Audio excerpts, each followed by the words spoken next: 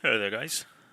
Today we are going to be going through your uh, test or multiple choice test you did. Now, you may or may not have received your question papers back. If you don't have your question papers back, then your bubble pen will need to be done in your book. So make sure that you have your title down, it's feedback, and then that you are doing it in your book. However, for those of you who have received or still have their question papers, then you can easily do your bubble pen straight on the papers itself. Now let's take a look at the first one. Now, the first one here we have a diagram of speed and times. So we need to work out the distance. Now the distance, we know that the distance will be from the area. So in this case, we need to work out the area of our shape here.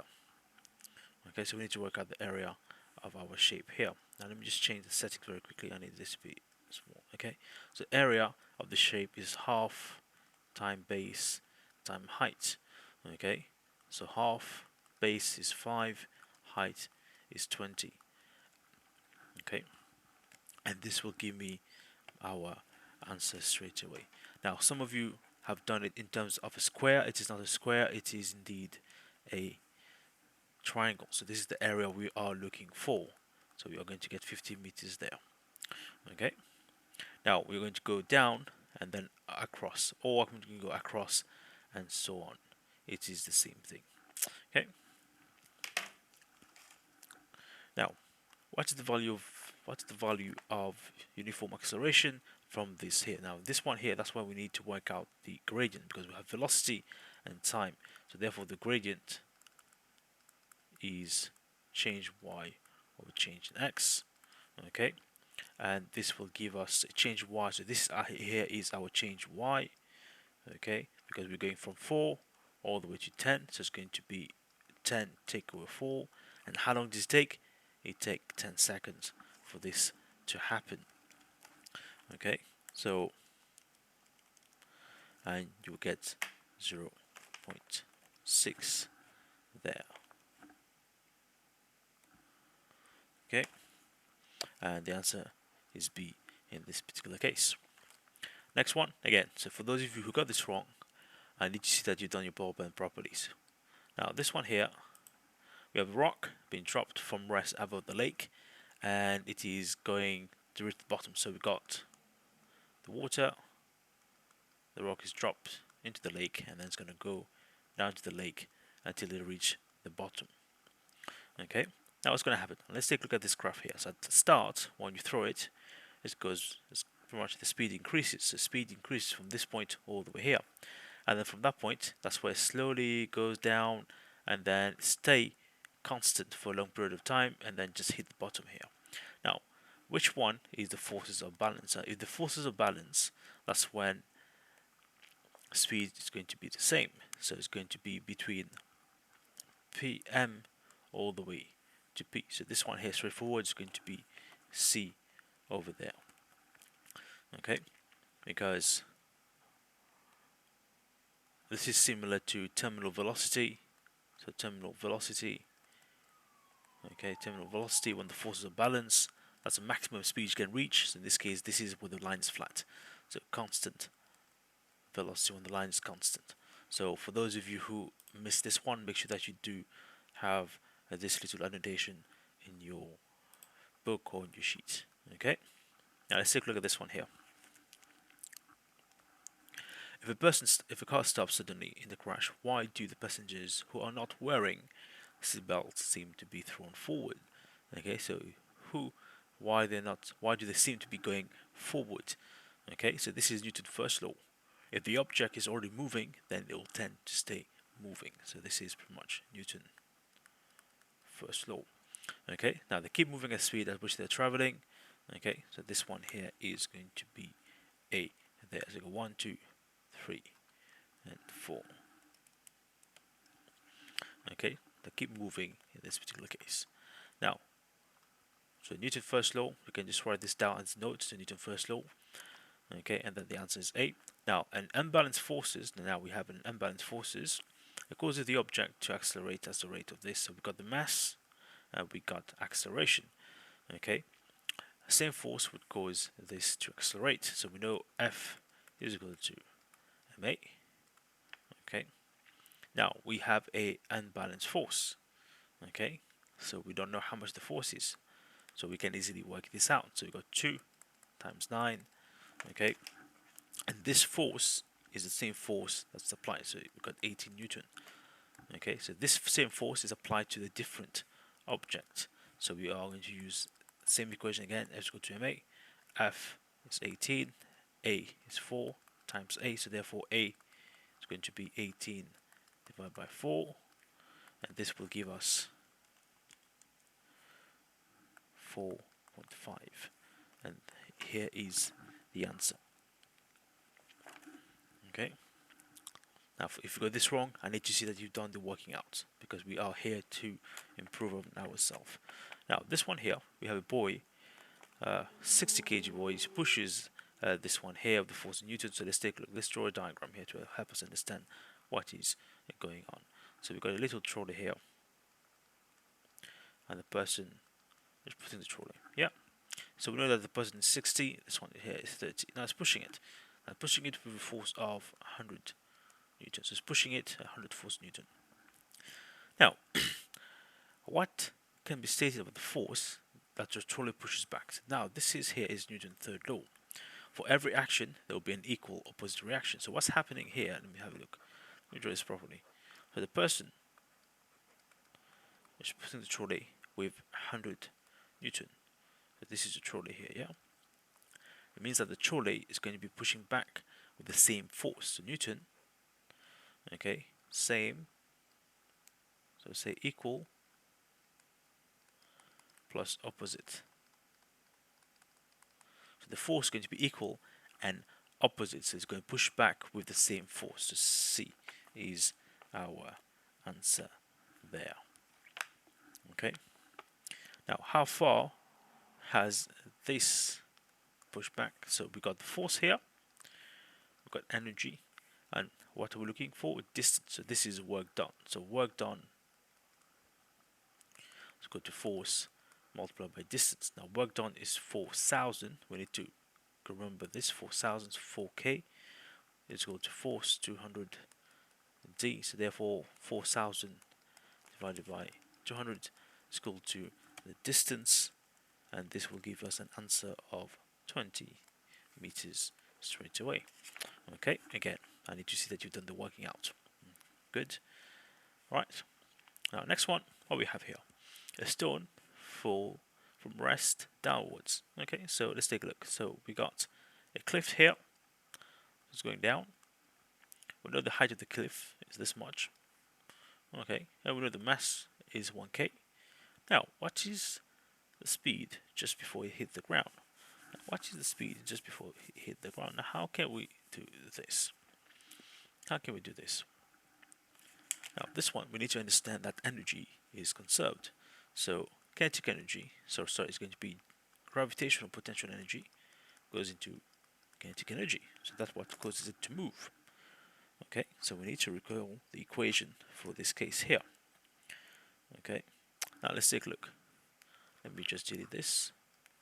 So we're going to have GP, let's go to M, GH, let's go to half mv squared, because we're looking for speed. Again, we're dropping the ball from the height all the way down. Now, what I'm going to do it, I'm going to do it mathematically. So the M cancel out. Okay, I'm left with GH is equal to half v squared. Now I need to make v the subject formula, so I need to get rid of this half. So if I get rid of this half, it means I need to multiply both sides by 2, so I get 2gh is equal to v squared. Now I'm interested in the value of v, so therefore I have to do square root of the entire thing to get v, and therefore I just need to plug in the numbers now. So 2 multiplied by gravity, I'll take it as 10, multiplied by height, and then square root the entire thing equal to v, and v will give me an answer of 20. So this would be 20. So therefore this here will be 20 meters per second. Okay, we need to recognize that energy is conserved, so therefore the gravitational potential energy is going to have at the top. It's going to turn itself into kinetic energy. We need to recall this equation so that we can easily use it in this particular case. Alright. Now, what is the power output? We got the work, so the work here, so that's energy. We got the time. Okay, however, the time is 1 minute, so we need this into seconds, so 60 seconds. So therefore, power is equal to energy over time. So energy is 30,000 divided by 60, because we got a k there. The k is, so 30,000 divided by 60. This will give me 500 watts. So 500B is the answer. Okay. Now, this one here, we have a boy.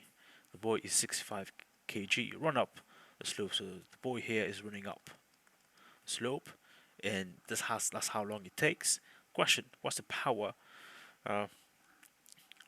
What's the power to the boy's legs developed in this particular case? Okay.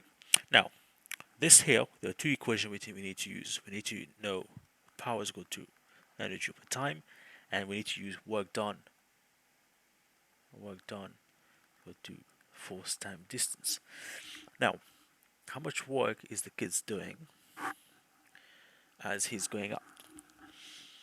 As he's going up, so he's going from A to B.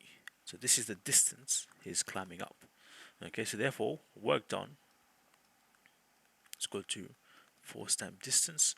Now the force is going to be the weight of the person, so we need to work out the weight. The force will be, so when the person's at the top, the force will be the weight. So weight is equal to mass times gravity.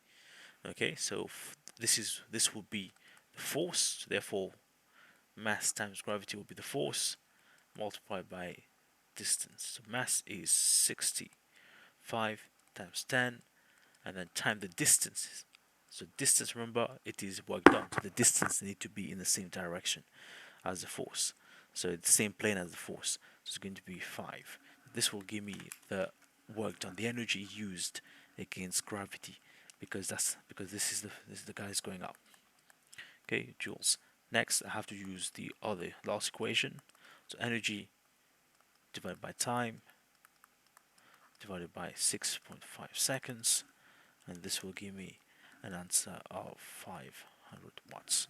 500 watts. So this question, you need to know two equations. You need to know that weight is equal to mass times gravity. So I need to see that you've written this down. I need to see that you got power is equal to energy over time and work done.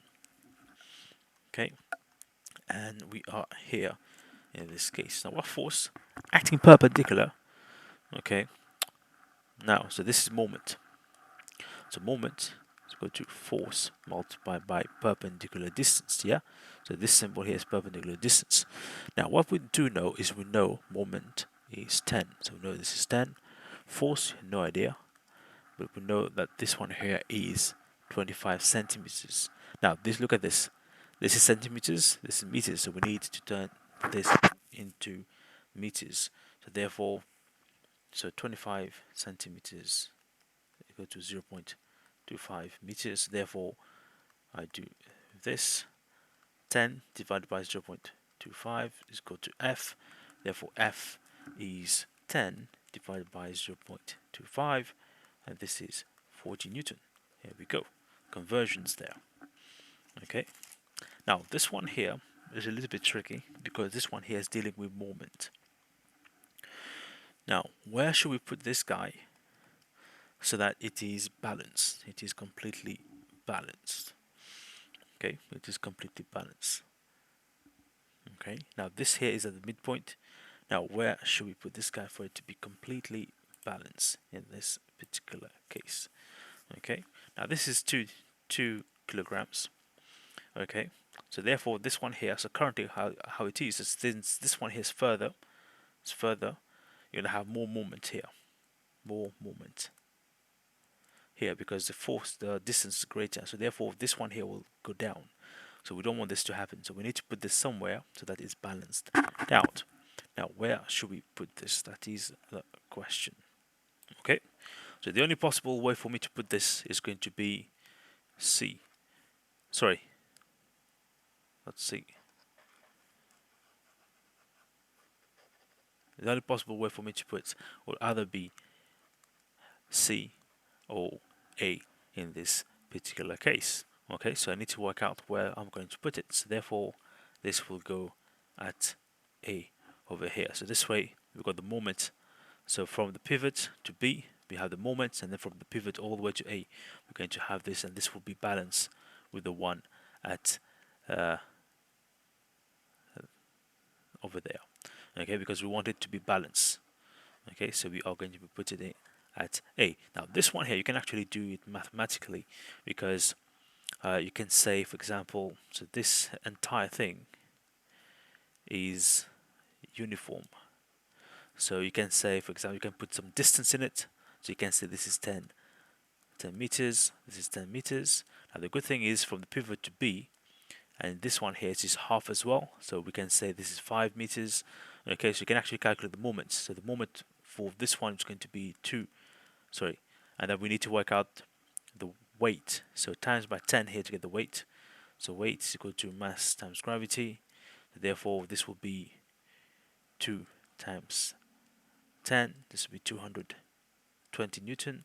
Now this will be 220 Newton as well. This one will be 10 Newton there. So therefore, I can get the moment. So moment here would be 200. Will be 200 Newton meter. Okay. Now the moment of this guy together. So the moment of these guys together will be 20 times 500 Newton meter. Okay, and then I need to add it with this one here. Now let's say I need to put it somewhere. So I need to add 10. Let's say distance. I don't know. So that's what I'm looking for. So therefore, I'm gonna have 200 take over 100 equal to 10. So 100 left divided by 10. That's going to be 10. So therefore, I have to put it at A in this particular case. So you can actually do it mathematically. Okay, so work out the moment on the left, and then this guy's moment, and then you need to add it with the moment of, let's say, A in this particular case. Okay, so it's 10. Where we getting the 10 from? The 10 is the force here, and the distance, let's say we don't know. If I'm going to put it at A, so it's going to be from the pivot all the way here. Okay, so if you want me to go through this one here again, let me know. Right, now density, straightforward. Now look at this, centimeter cube, meter cube. So we need to be careful there. Now, question, weight would be filled. So now we're looking for the weight. So density, mass over volume. Mass is equal to density over times volume. Okay, now we've got the density of the thing, isn't it? Okay, so we've got the density of the thing. However, we've got the density of the thing. However, we need to fix the volume. All right, now let's fix the volume first. Okay, so 1 meter cube is equal to 100 times 100 times 100 centimeter cube. So 1 meter cube is equal to 1 million centimeter cube. Now we are going backwards. So we're going from centimeter cube to 50 centimeter cube. Let me zoom in so this way you can see what I'm doing. Okay. So we go to meters, so we need to divide this by 1 million. And this will give us our answer for the volume in meter cube. So this will give me meter cube. Alright.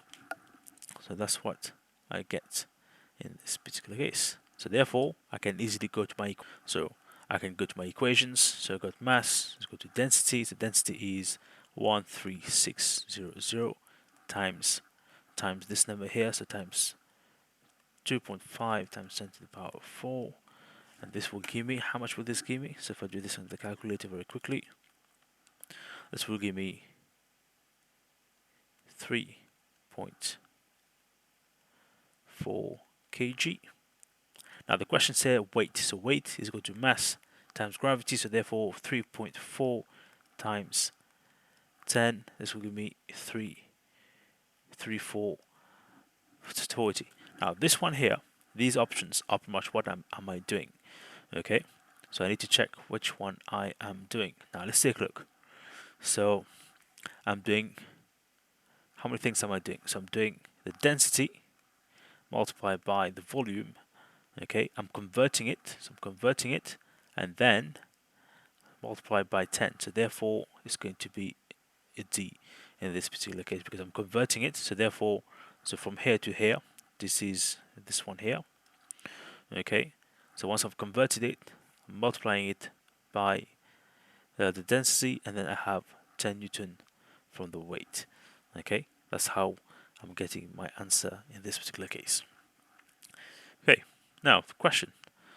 Smallest. All right, let's take a look. We've got the length, the width, the height.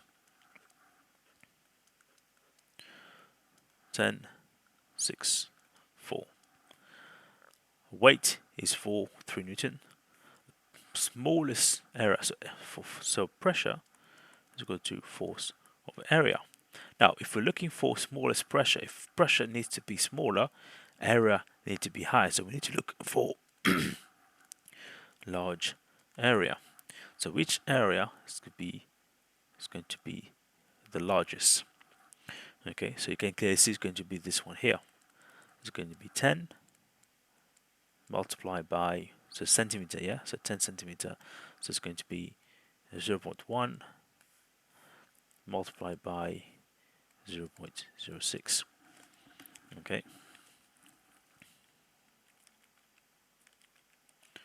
so this is 3 times 10 to the power minus 3. The power is equal to, pressure is equal to force of area, force divided by 6 times 10 over 3, and this will give me an answer of 500 Pascal. So the answer is C. Okay, so if the pressure is small, it means the area has to be big, and you ask yourself what two values can you multiply together to get the larger area. So in this case it has to be 10 and 6, but we need to remember that area always in meters, so therefore we need to convert it into meters. Okay, so I need to see this in your book or in your sheet when you've done. Alright, let's take a look at this one here. Now we've got the extension, we've got the force F. We need to look for spring constant. So F, so Hooke's law, F is equal to Ke or Kx, work out spring constant, so F over E, so 10 divided by, now this is 2 centimeters, so I need to turn this to 0.02, so 0.02, okay, so always everything in the basic units, yeah, so this will give me 500 Newton meter, so 500 Newton over there. Okay, now let's tackle this one here. Now frequency, what's frequency? Frequency is equal to number of waves per second. Okay, so number of waves per second. Now how many waves are there? 60 waves, 600 waves. How many seconds? Every minute is 60 seconds. So therefore we are going to get 100. What's the frequency? 100 seconds. Wait a minute. No, my mistake. 10 hertz. Sorry, forgot to cancel 1 0. So therefore it's going to be B in this particular case. Okay, so pretty much we solve this question by remembering that it is number of waves per second. Okay, how many waves crossing a point every single second? Next one. Okay, now let's take a look what happened here. Okay, so we got the volume, we got the pressure. Now the volume is going up. Now what happened here? So we know that P1 V1 is equal to P2 V2.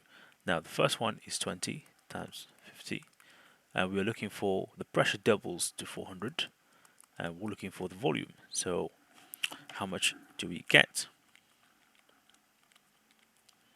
Okay, so we've got 1000 divided by 40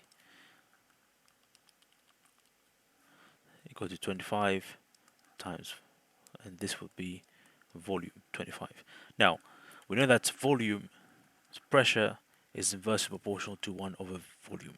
So if volume is going up, it means this one has to drop down. So look, it's inversely proportional. You can also do it the other way. So if this one's doubling, it means the volume will have to halve.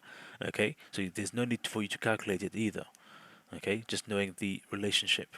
So because it is inversely proportional, so directly proportional to 1 over V. So if one of them doubles, the other one goes down by 4. So this one here is going up by 2, therefore volume has to go down by 2. Okay, there's nothing to calculate, but I calculated it just to check whether it is correct. Alright, quick diagram here. Which one is correct wavelength? Now wavelength for one peak to the next peak, so it is 40 centimeters. Now amplitude is from the rest position, so this is the rest, all the way to the top, so it's going to be 15 centimeter on the top. So amplitude will have be 15, and wavelength. So wavelength is going to be from one peak to the next peak. So with this peak to this peak. Okay, so it's going to be half of this. So this is going to be 20. It's going to be D in this particular case. Okay, because let's say from A to B is 40, and let's say this one here is midpoint, so therefore it's going to be half of that. The wavelength is going to be 20. Okay. Right, let's take a look at this one. Specific capacity is given by, so we know the equation for specific capacity. So E is equal to mc delta theta. We're looking for C, so energy over m delta theta.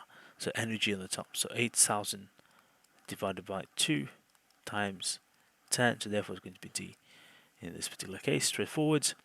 Okay, now what we have here is we have A and B, so we've got 2 points, so we've got, okay, so we've got this one here, and this one here. Now A and B is 10 centimeters. Okay, so 10. So we've got 1, 2, 3, 4, 5. Okay, so 10 divided by 5. So we can easily get the 10 divided by 5. So we got 5. So there's 1 here, there's 2. So there's 1, 2, 3, 4, 5. So therefore, each one of them will be 2 centimeter, 2 centimeter, 2 centimeter, 2 centimeter, 2 centimeter, 2 centimeter, add up to 12. Okay, all right, and it takes 1 second to travel. So from let's say from A to B, it takes 1 second. What's the frequency? Now frequency is how long? Is number of waves per second. Now how many waves passing a point in a second? So we know in a second. So how many waves are passing a point in a second in this particular case? Okay, now this one here can be a little bit tricky to do because we don't know how many waves are there. So we can count, we can say there's 1, 2, 3, 4 and so on, but we don't know actually. Now we're going to do it a little bit different. So I'm going to show you. We are going to be looking at the speed first. Okay, and so on and so forth. Okay, now let's take a look. First of all, we are going to be looking at the speed. So speed is equal to distance over time. Now, what's the distance traveled? It's going to be 0.1 because this here is 0.1 meter. Now, how long does it take? 1 second. So 0.1 meters per second. Because we know it takes from A to B, it's going to be 1 second. Now, we are going to use the second equation, which is speed is equal to frequency multiplied by wavelength, or V in this case.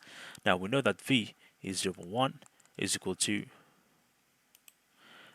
frequency we don't know multiplied by the wavelength. Now we know the spacing between them is 2 centimeters, which is 0.02 meters. 0.02 meters. So therefore, F is equal to 0.1 divided by 0.02. This would be 5 hertz. 5 hertz there. Okay. So, or you can say how many waves is passing. So how many waves is going to be passing? So in this case, how many waves do we have? So we have 1, 2, 3, 4, 5. 5 waves, and they will take 5 seconds. Sorry, they will take 1 second to go through. So you can easily do it this way. Easy peasy over there. Now, which one's correct? So best absorber is going to be, so black is going to be best absorber. So we got either this one or this one. Best radiator, okay, will also going to be black in this particular case. Okay, so best radiator is radiating it. Best radiator, interesting. Best radiator. Best radiator.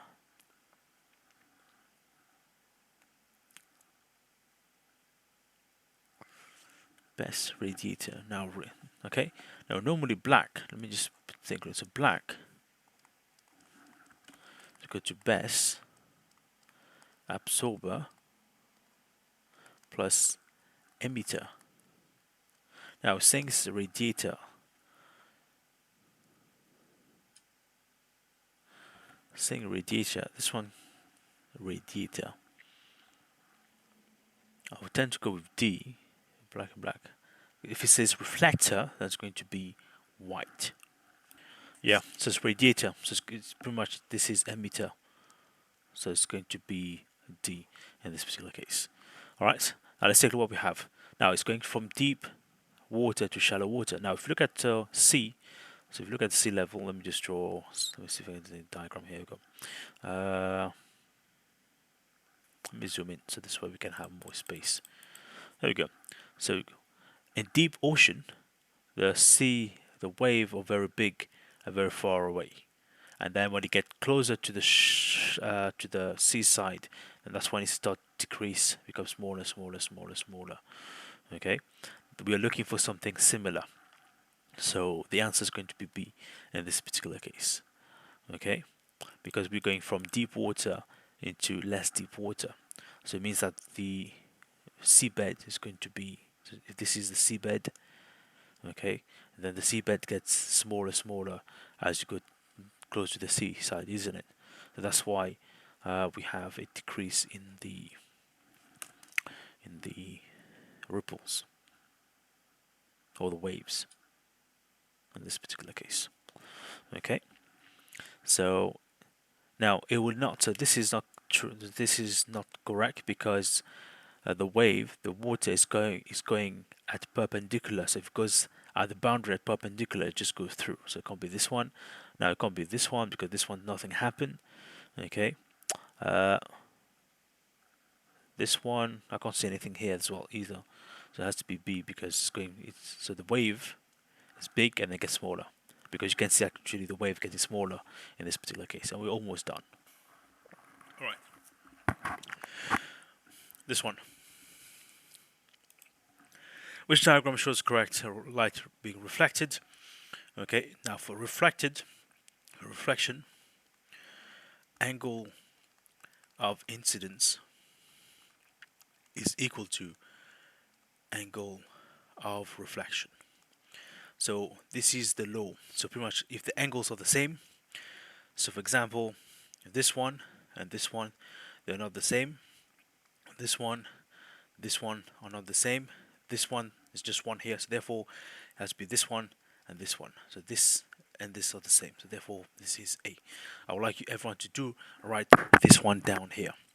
Okay, now this one, we did this one before. You remember there was one of your tests last year, I think it was. What's going on? So what we have, so for count per second, so you got these things going on. So you got this, so 300 in total going through. Okay, so you got paper, you got aluminium, so paper, aluminium. So you got alpha, beta, and then gamma. Now gamma is going to go all the way through, we know that. Paper is going to stop this, and we're going to stop this. Okay, now let's take a look. Ignore how many counts would there be detected behind each absorber. Now, if you look at paper, now what will go through paper? What should we get through paper? So paper, we should get 1500, and we should get 500. So we should get 200 total here. Okay. Now aluminium, after aluminium, we should only get 500. So we're looking for something that has these two together, 2000. So 2000 and aluminium 500. So therefore, it's going to be B in this particular case because these objects are blocking the stuff. Now this one is refracted. We know it's going from where? So it's going to go from air to glass. So glass is more dense, of course. So more dense means light bends towards normal. Okay, so we've got the normal here. We need to find which one is bending toward the normal. So this is the normal. Okay, so this here is the normal, so bending toward the normal. Now this one here is going away, so it can't be this one. Now this one here is straight on the normal, so it can't be this one. Now this one here is bending away from it. Okay, so that can't be this one, so therefore it has to be this one here, because this one is bending towards the normal, so it's going to be B in this particular case. Again, I would like everyone to do have this part down. Now this one is straightforward. Beta is an electron, so beta is an electron. The beta is just an electron, and electrons has 0 and -1. Now what is missing in the box? So what is missing in the box? So something here add 0 give us 14, so this has to be 14. Now something add -1 give us 6, so 6 is equal to something plus -1, so this has to be 7, okay, to give us 6. Now so x 14, so we've got 2 14, and y need to be 7, so it's B in this particular case. Okay, and we are here. Now, which life cycle of the star is of our sun? So our sun is going to go from a star, okay, to a red giant, to a... Okay, so it's missed. So this one has missed a few stuff here. So we know that our star. So our star. So main sequence star. Let's take a look. So we've got nebula. We've got protostar. We have main sequence star. Now, if this is our sun, or similar to our sun, we're going to have red giant, and then we have planetary nebula, and then we have white dwarf, and then black dwarf. So it looks like this one here, they've missed out planetary nebula. So it's going to be, they go straight to white dwarf and then black body. So it's going to be B in this particular case. Okay, so it looks like they've missed out planetary nebula. Okay, but no problem at all. Supernova, no. Neutron star, no. Our sun is too small for that. And that is A much completely wrong. Now, half-life, we know half-life, how long it takes for it to halve itself. Okay, now the activity of an isotope falls from this to this. Okay, so from this all the way down to this in 24 minutes. Okay, 24 minutes. Now, what is the half-life? Now, first of all, let's take a look at what is half-life. So let's take a look. So we know that all the way till 80, and it takes how long? 24 minutes. Now, if I have to drop down to half, so half is going to be 3. Okay, half again. Okay, half again, and we get this one here. So half it once, half it twice, half it 3 times. So I'm halving it 3 times in this particular case. So it means that, so it's 24 divided by 3, 8 minutes. Every 8 minutes it's going to halve. After the first 8 minutes, it's going to drop down to half. After the second half minutes to 8 minutes, it's going to drop down to half. After the third half, after the third 8 minutes, it's going to drop down to half as well. Okay, and we get 8 minutes there. Now this one, what happened? So we know what's going to happen here. The electrons have to move, of course. Okay, now the rod, the cloth.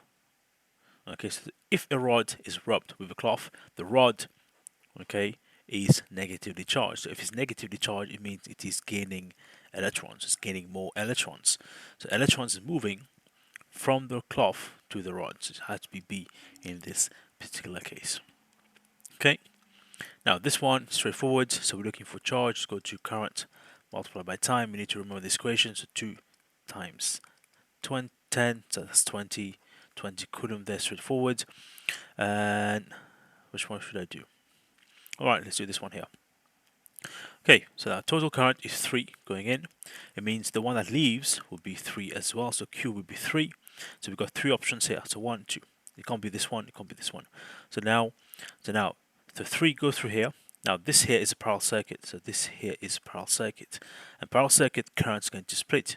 So we've got 2 go through here. So what's left to go through here? So 1 is left to go through here. So therefore it's going to be A in this particular case. So we need to remember that. We need to remember this series. and parallel. So current.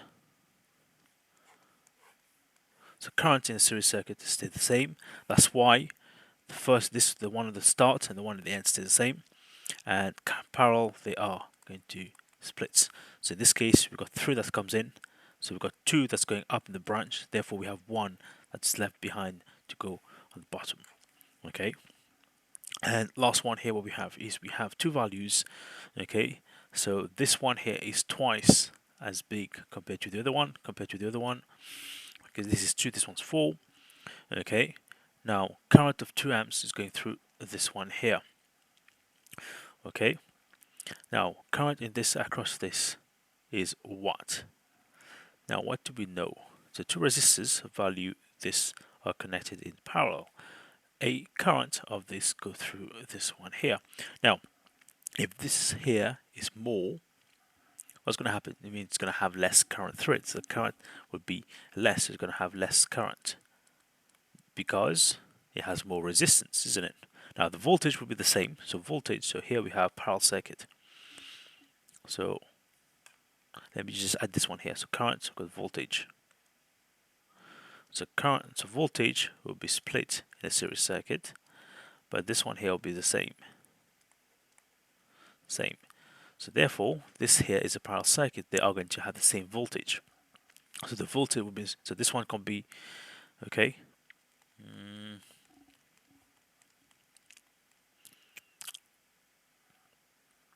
They will have the same voltage. Okay. Now, it can't have the same voltage. Now, let's work out the voltage across this one here. So V is equal to IR. I is 2. R is 2, so 4 volts. So this one here is going to have 4 volts. So therefore, this one will also have 4 volts.